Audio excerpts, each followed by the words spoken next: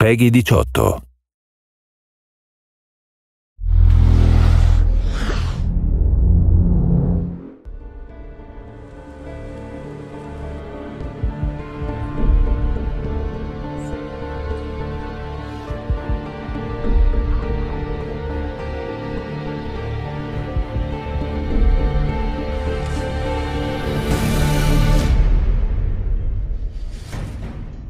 As an artist, I've been working in the film industry for a couple of years, and at this time the video games were not very well known.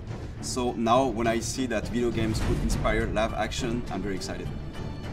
The good challenge about shooting a film like this is that the product that we're advertising is really a historical kind of story. We didn't want to make a pirate film that felt, you know, contrived or too romantic.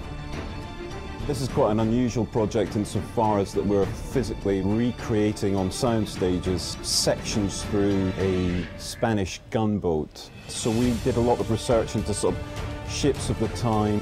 As you can see, it's all looking quite authentic to the period. This is a game that's set in a time where this is really kind of hardcore wartime environment, and it was important that the sets depicted that era.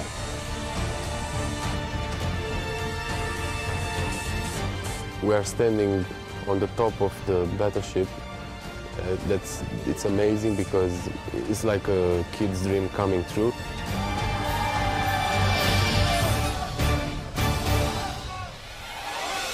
The boat is real size. I mean, it's like standing there in the middle of the game.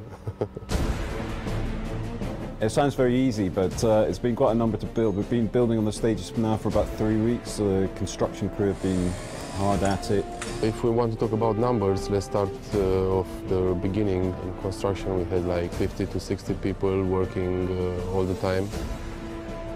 In shooting, we are like to 160 people on set. It's a big one, as we call it. The explosion, which will happen very soon, is very powerful because have to be powerful in order to break the wall. Explosion!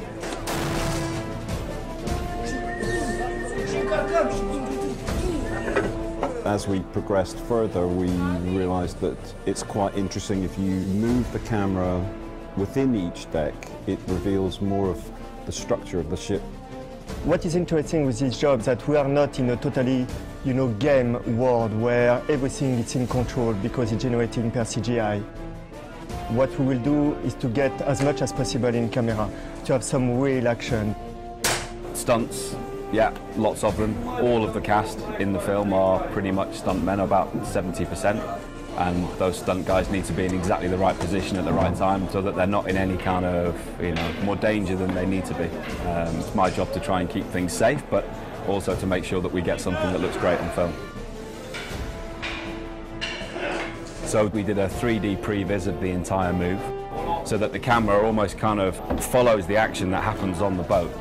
And that seemed to make sense that we would then cut from this stage and then the camera rises up to the next cannon deck and then finally to build the top deck as a composite. The first set with the pool is 3,000 cubical meters of water, which is very big. One of the pillars of the art direction of Assassin's Creed is to play in the brightness, but at the same time, what we really like is to play with contrast. So how do you appreciate the light if you don't have the darkness? So this reflects more this kind of dark moments we have in the game, this kind of very dramatic moment we have when we are in the naval warfare in the night.